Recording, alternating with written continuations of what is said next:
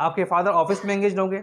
इस टाइप से जितने भी पीपल जो है वो डिफरेंट जगह पे डिफरेंट सेक्टर में कहने की जॉब करते होंगे और डिफरेंट सेक्टर्स में वो कहने के वो बिजी होंगे। ठीक है, तो ये नहीं कि किसी एक जगह से जो है इकोनॉमी के लिए इनकम आता है, डिफरेंट जगहों से जो है इनकम आता है। क्लियर है? अब देखिए, this makes up the different sector of economy. मैंने ये बात बताई कि डिफरेंट सेक्टर से इकोनॉमी में जो है क्या आता है, क्या कुछ भी जो लाभ होता है वो होता है। ओके ना? अब देखिए, प्राइमरी सेक्टर, सेकंड क्या था हमारा, सेकेंडरी सेक्टर था, थर्ड क्या था हमारा, टर्शियरी सेक्टर। प्राइमरी सेक्टर क्या होता है, जैसे मैंने एग्जांपल दिया था इससे पहले टोमेटो का। अब सपोज आप ले लो पोटैटो का, एक फार्मर जो है पोटैटो को जो है ग्रो करता है ना, वहाँ से ग्रो करने के बाद क्या उस चीज़ को जो है ट्रांसपोर्ट करता है मैन्युफैक्चरिंग में। मैन्युफैक्चरिंग में जो प्रक्रिया होती है, प्रोसेसिंग होती है, तो हम लोग क्या बोलते हैं, सेकेंडरी सेक्टर बोलते हैं। और वहाँ से सेकेंडरी सेक्टर के बाद जो हम तक पहुँचता है सर्विस, यानी कि किसी शॉप पे पहुँचता है या फिर होलसेलिंग में जो पहुँचता है, उसको हम लोग क्या बोलते हैं, टर्शियरी सेक्टर बोलते हैं। ठीक है, यानी कि इस दोनों को मिला कर समझिए क्या है, हमारा सर्विस है, ये हमें सर्विस देती है। क्लियर है? कोई इशू? ठीक है, अब क्या है, प्राइमरी सेक्टर हमारा होता है क्या है, इसके बारे में थोड़ा सा हम लोग जान लेते हैं कि प्राइमरी सेक्टर होता है क्या है। Activities that are undertaken by directly using of nature resources. क्या activities that the undertaken by direct, यानी कि जो किसी के अंदर में टेक करता हो। सपोज क्या, एक फार्मर है, ठीक है, क्या फार्मर के अंदर में क्या क्या टेकन करता है, यहाँ पे क्या लिखा हुआ है, अंडरटेकन। उनके अंदर में क्या क्या आता है बताइए। बहुत चीज़ें आती हैं जिससे वो कुछ चीज़ को ग्रो करते हैं। अब ऐसा तो नहीं है कि सिर्फ उनका हाथ पैर से हो जाएगा, सीड चाहिए उसके लिए, फिर क्या होता है, खाद चाहिए, है ना, उसके अलावा बहुत डिफरेंट थिंग चाहिए होता है।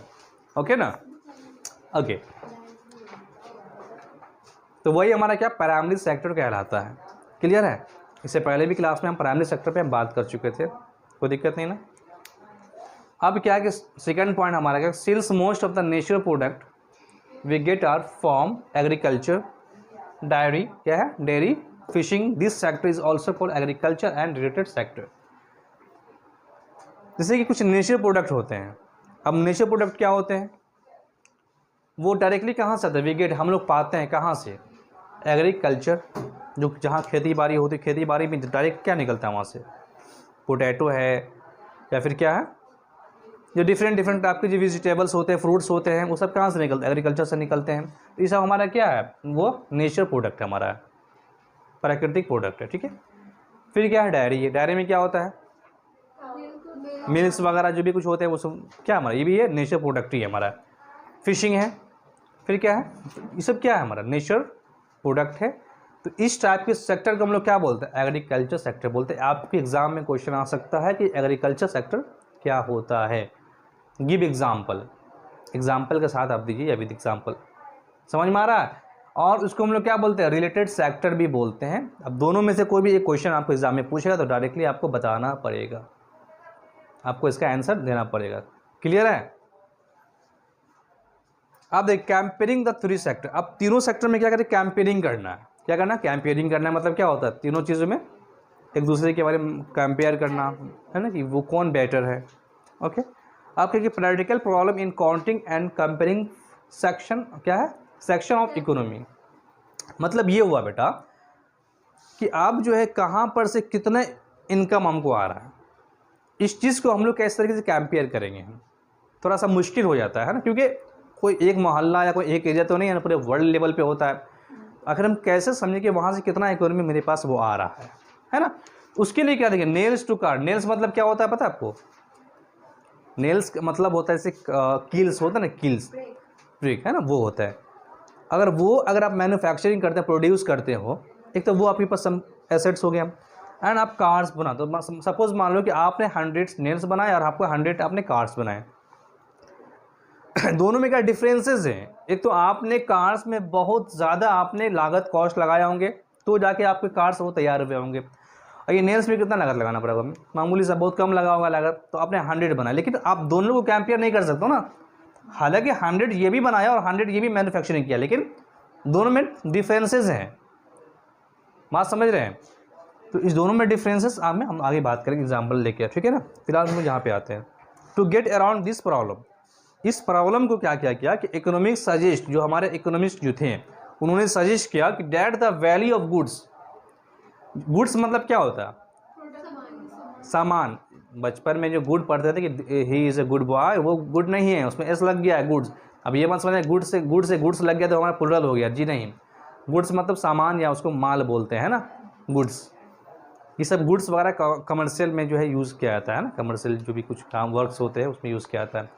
तो values of goods and services क्या कर रहा है, जो इकोनॉमी जो थे वो सजेस्ट कर रहे हैं कि जो गुड्स की जो वैल्यू है, जो सर्विसेज हैं, should be use rather than adding to the actual number. जो उसका एक्चुअल नंबर वहाँ पर लेकर उसको आप ब्रदर कीजिए। अब मैं आपके पास छोटा सा एग्जांपल लेता हूँ। जैसे मैंने यहाँ पे क्या था, नेल्स का कार्ड्स था। आप 100 प्रोडक्ट नेल्स भी बनाए, प्रोडक्ट किए, प्रोड्यूस किए, आप यहाँ पे 100 कार्ड्स भी प्रोड्यूस। दोनों में फ़र्क क्या है, डिफरेंसेस क्या है? कार्ड्स में बहुत ज़्यादा कॉस्ट लगा को बनाने में और नेल्स में बहुत कम। पता है आप लोग को, जैसे कि एक कार जो आई थी टाटा नैनो, पता है उसकी क्या कॉस्ट थी?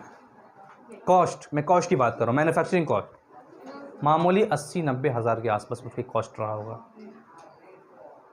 क्योंकि वो, और उसको जो मतलब मार्केट में जब वो सेल हो रहा था 1 लाख या 1,20,000 के आसपास सेल हो रहा था। मतलब वो बहुत कम मार्जिन में वो सेल कर रहे थे, वो ज़्यादा उनको नहीं, एक मतलब एक कार अगर सेल हो रहा तो उनको ये 10,000 या 20,000 फ़ायदा होता था बस।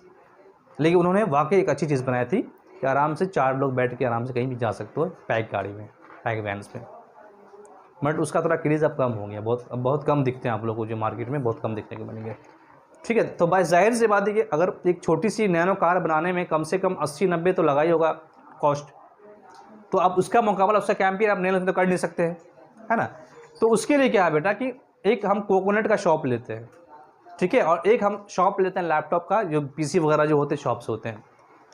और ये जो कोकोनट वाला शॉप जो है ना, वो ना दिन भर में जो है मान लो कि 500, मान लेते हैं कि 500 कोकोनट सेल कर दिया उन्होंने। और ये जो है लैपटॉप वाला जो है पीसी वाला जो शॉप है, इन्होंने सिर्फ वन डे में सिर्फ 1 लैपटॉप इन्होंने सेल किया। क्या लग रहा है आपको कि ये बहुत ज़्यादा सेल कर दिया 500 कोकोनट? क्या लग रहा है कि देश को सबसे ज़्यादा इसी से फ़ायदा होगा, कोकोनट से फ़ायदा होगा? क्या लग रहा है आपको? ये भी तो कम नहीं है ना भाई। आप ये देखो मार्जिन किस में है, एक कोकोनट में जो क्या फ़ायदा होगा, एक कोकोनट पे मान लो 10 रुपया 20 रुपया या मैक्सिमम 50 रुपये फ़ायदा होगा उनको एक कोकोनट पे। और उस हिसाब से 500 बेचा, अगर हम 85 ही मान ले तो 5,000 रुपये खर्चा होगा, मतलब 5 रुपये फ़ायदा हुआ होगा। लेकिन ये एक लैपी है या फिर बाइक है या फिर कुछ भी 4 व्हीलर्स वगैरह जो होते हैं जिसमें कॉस्ट ज़्यादा होता है, तो वहाँ पे ज़ाहिर सी बात जब कॉस्ट ज़्यादा है तो सेल